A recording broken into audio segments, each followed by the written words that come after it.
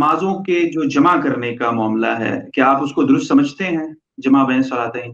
قرآن مجید کے اندر یہ بات بیان ہوئی ہے کہ جس وقت خوف کی حالت ہو تو آپ نمازوں کو قصر کر سکتے ہیں۔ اللہ کے پیغمبر نے اس بات کو سامنے رکھ کر جو حقیقت اس حکم کے پیچھے پوشیدہ تھی وہ ان خفتم کے الفاظ میں بیان ہوئی ہے۔ اگر آپ کو اندیشہ ہوتا ہے، یعنی جب آپ کو اندیشہ ہوتا ہے، افراتفری ہے، آپادھاپی ہے، جو کچھ جنگ میں ہوتا ہے، اگر وہی عام سفروں میں بھی ہو تو کیا قرآن مجید کی اس رخصت کا وہاں پر اطلاق کرنا چاہیے؟ تو پیغمبر نے یہ اطلاق کر کے دکھایا۔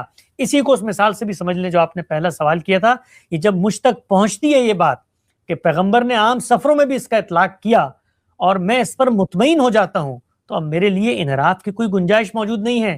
کیوں نہیں ہے؟ کہ پیغمبر نے جو کام کیا وہ دین کی اصل ہدایت کو سامنے رکھ کر کیا، اور جب بھی کوئی ہدایت دی جاتی ہے اس کی حقیقت مطلوب ہوتی ہے۔ تو جو حقیقت جنگ کے موقع پر اس رخصت کی تھی، پیغمبر نے عام سفروں میں بھی، وہاں پر بھی افراتفری ہوتی ہے، آپادھاپی ہوتی ہے، سفر کی آپ کو تکلیفیں مشقتیں اٹھانی پڑتی ہیں، آپ نے اطلاق کر دیا۔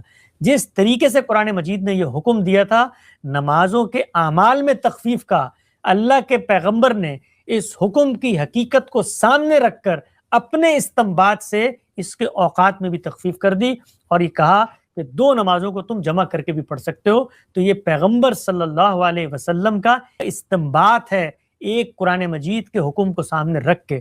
تو جو پیغمبر کا استنباط ہے اس کے آگے میں کیوں نہیں اپنا سر جھکاؤں گا؟